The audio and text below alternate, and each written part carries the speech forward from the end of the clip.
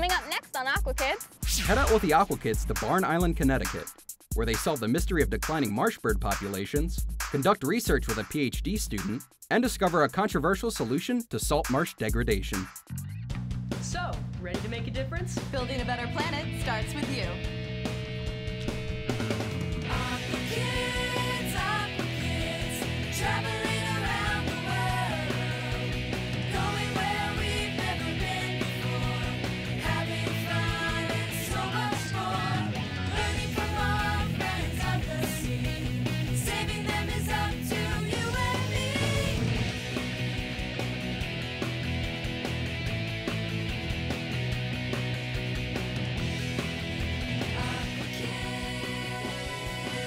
Hey everyone at home, and welcome to another exciting episode of Aqua Kids. I'm Katie. And I'm Drew.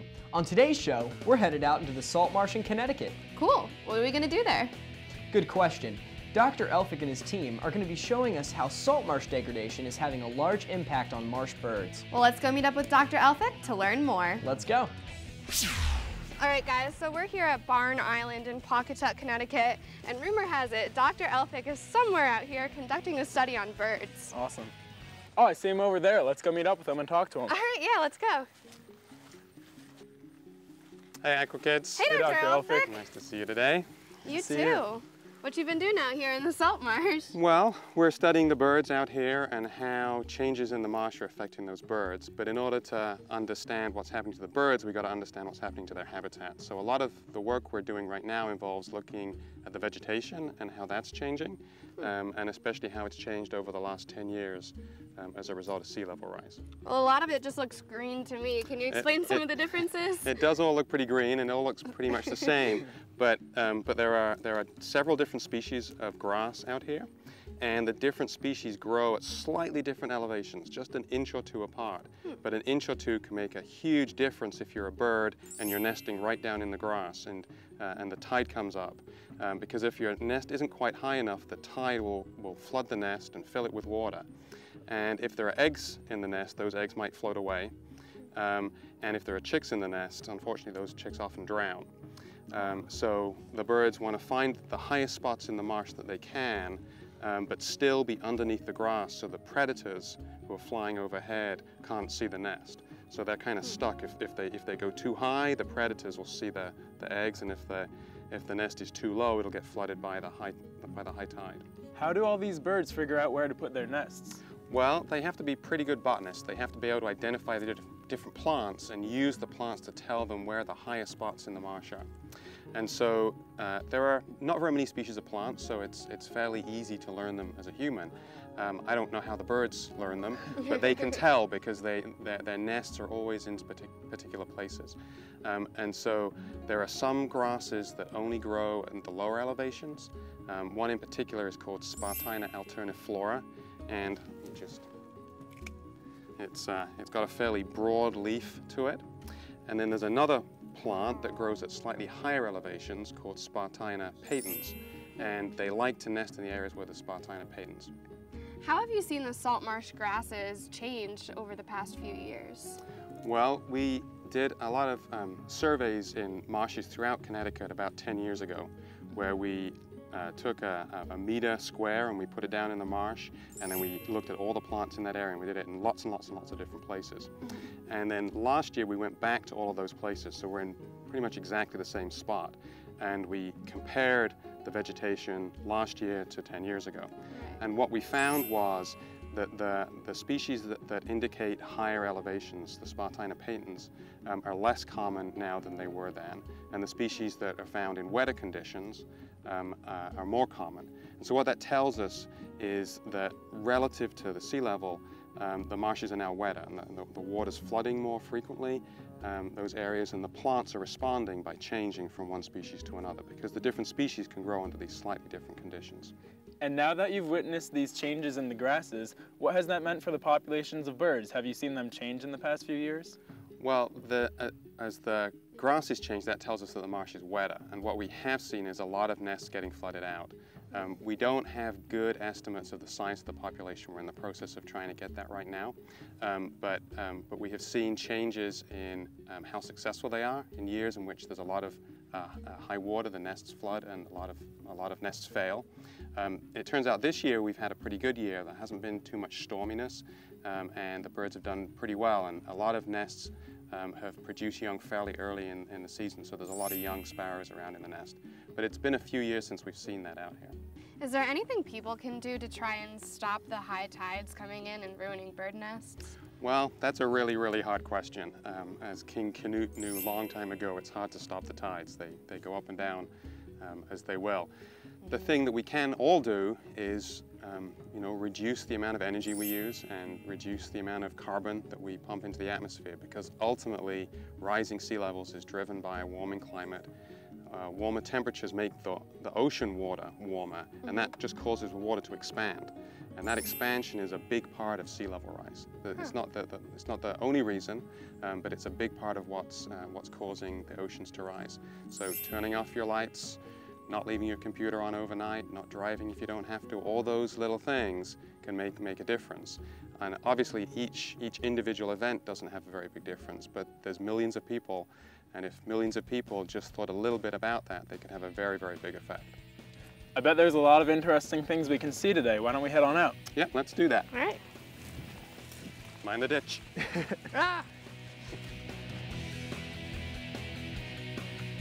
It is sad to think that just the slightest change in habitat can cause a huge loss for marsh birds. It really is terrible to see the impact of rising sea levels on the marsh. Don't go away. When Aqua Kids comes back, we get to do some hands-on research in the marsh. Aqua Kids presents another Aqua Kids Pop Quiz. Salt marshes are transitional areas between land and water, occurring along the intertidal shore of estuaries and sounds. Salt marsh degradation is caused by many different factors, such as rainwater runoff. When salt marsh degradation occurs, the salinity of the water A increases, B decreases, or C stays the same. I'll reveal the answer after the break. Did you figure out what happens to the salinity of the water during degradation? The answer is B, decreases.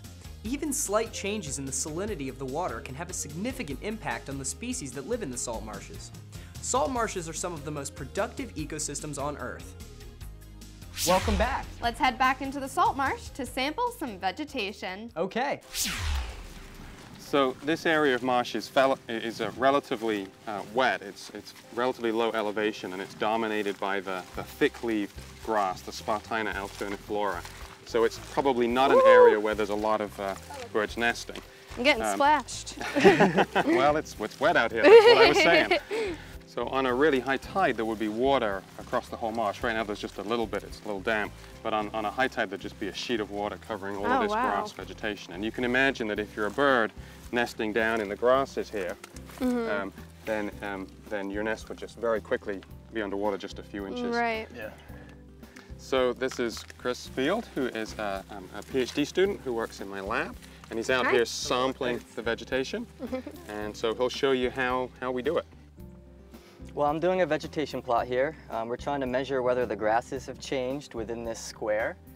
So Dr. Elphick has already told you a little bit about the grass species that are out here. Do you see more than one species in this square right now? Yeah, I think so. Looks like it. All right, well, we definitely have this one, which is the wider leaf. This is Spartina alterniflora. So what else do you guys see in here? Well, there's this much thinner grass right here. Let's see. I found a snail. Oh, you're right. There is this much thinner grass here. This is called Disticus spicata. This is a grass that really likes areas that have kind of bare ground. And so you can see we have some bare ground here, and it's filled with water right now because the tide is coming up. So we have two species. Do we see anything else? What is this dead stuff? Yeah. Well, this dead stuff is probably last year's Spartina alterniflora, maybe even older than that. This is called thatch. I see one more.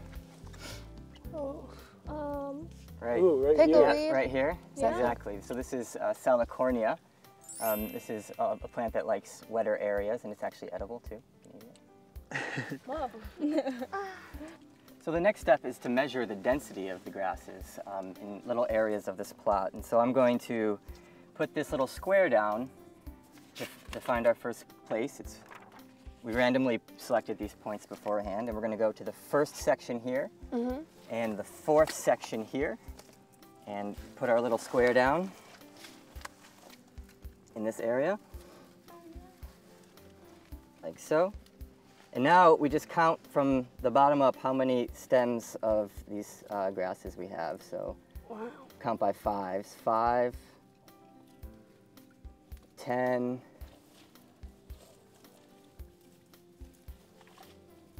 10, 15, 20, and about 25.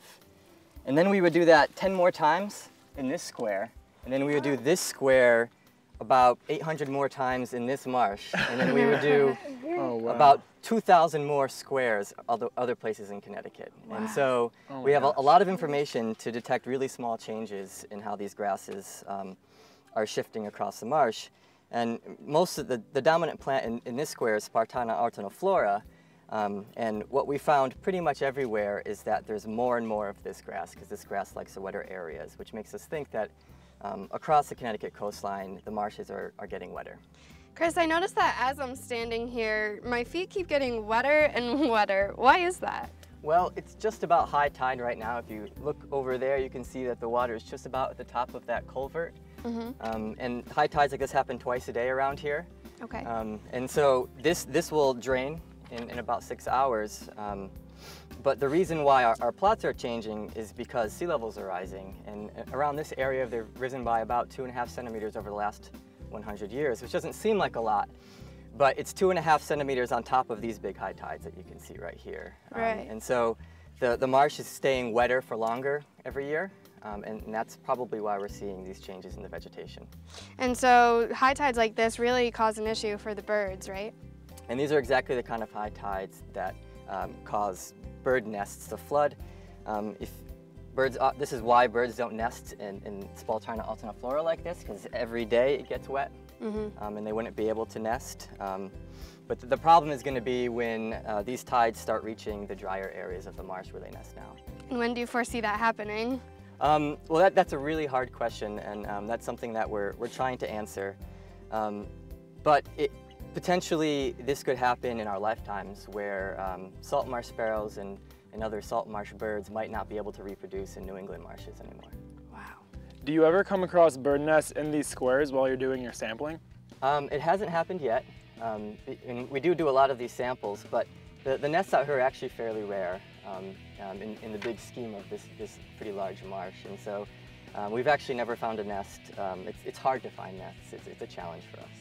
It was really interesting to see how they conduct research on salt marsh grasses. Although it may look like tedious work, it is really important to conduct these studies to see how the salt marsh changes over time. Don't go away. Aqua Kids will be back in a few. Welcome back. Let's head back into the marsh and see what else Dr. Elphick has in store for us. Okay. So, Selena, Mira, we are now at the edge of the marsh, and in addition to studying how the vegetation is changing out in the middle of the marsh where the birds nest, we're also interested in what's going on right at the marsh edge, because the shorelines are shifting, and as the sea levels come up, you'd expect the habitats that you find along the coast to move inland. And over geological time, we know that that's happened. 10,000 years ago, during the Ice Age, there was no marsh right here. The marsh was further out in the ocean and in what's now under ocean water. Oh. And so as the sea level keeps coming up, we can expect these marshes to move inland. But the question is, how quickly do they move inland? Do they move inland quickly enough to provide habitat for the birds? And what does that do to the forest and the other habitats that are along the current shoreline? If you go further south to Delaware and areas around the Chesapeake Bay, you see the big areas where the marshes have moved very rapidly inland and killed a lot of trees and really changed conditions a great deal. We don't see that as much up here in New England because the shoreline is steeper, but we are just starting to see some evidence of it happening. And so we've been doing similar plant surveys to the one we just did out in the marsh, but right here at the marsh boundary and going up into the forest, looking for these same marsh plants to see if they're moving inland into areas where they normally wouldn't grow. So what is Chris and everyone else up to right now? They're back in the woods taking a tree core. So should we go see what they're doing? Sure, let's go. Let's do that. Hey Chris, what are you doing? I'm taking a core from this red maple Wow. with this boring tool. It looks kind of hard. It is hard, especially to get it started.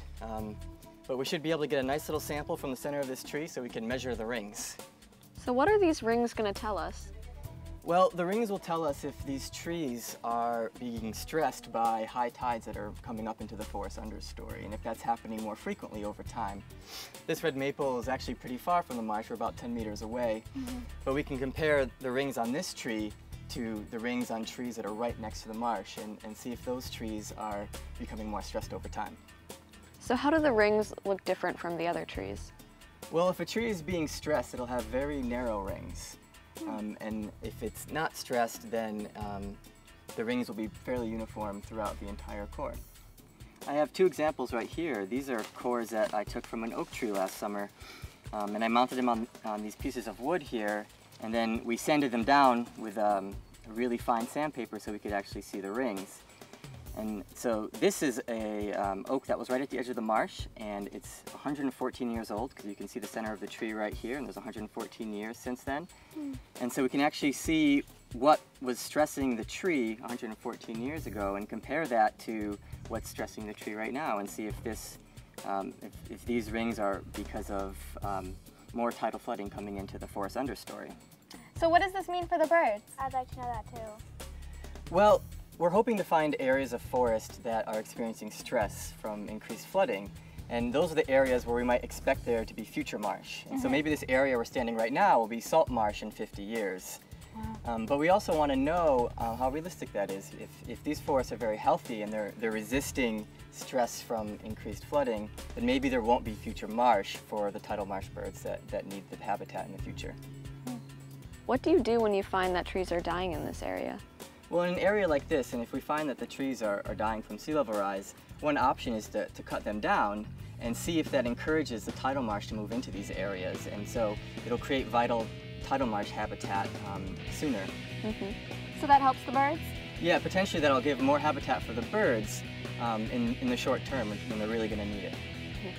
It was really interesting to see how the trees in the forest were also impacted by rising sea levels. While it may seem like a bad thing, speeding up the transition from forest into marsh may provide more habitat for marsh birds. That's right. Don't go away. Aqua Kids will be right back.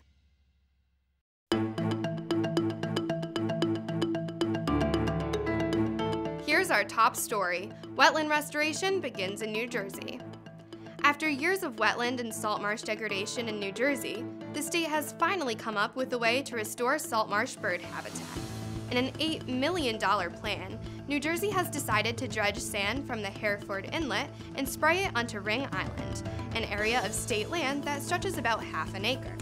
Experts hope that this will create new habitat for black skimmers, a shorebird that is endangered in New Jersey.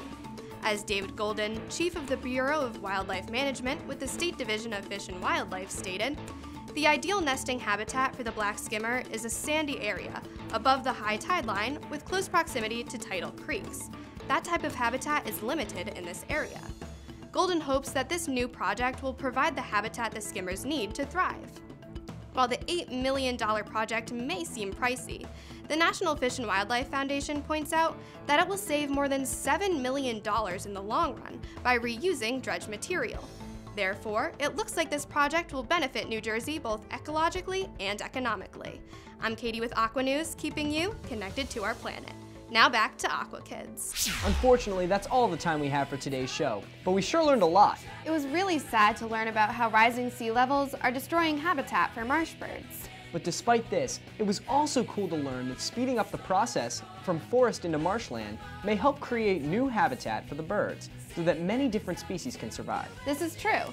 Dr. Elphick and his team also seem very determined to help out the birds in the marsh. They reminded me that everyone can do their part to keep our planet green and blue. And so can you. So visit our website to follow us on our journey. And learn how you can come along with us, so together we can keep the world And the water. a great place to play and explore. And we'll see you next time On Aqua Kids. Hey Drew, is that the rest of your band behind set? Yeah, I guess we're gonna close out the show today. All right. Ladies and gentlemen, introducing All Rights Reserved!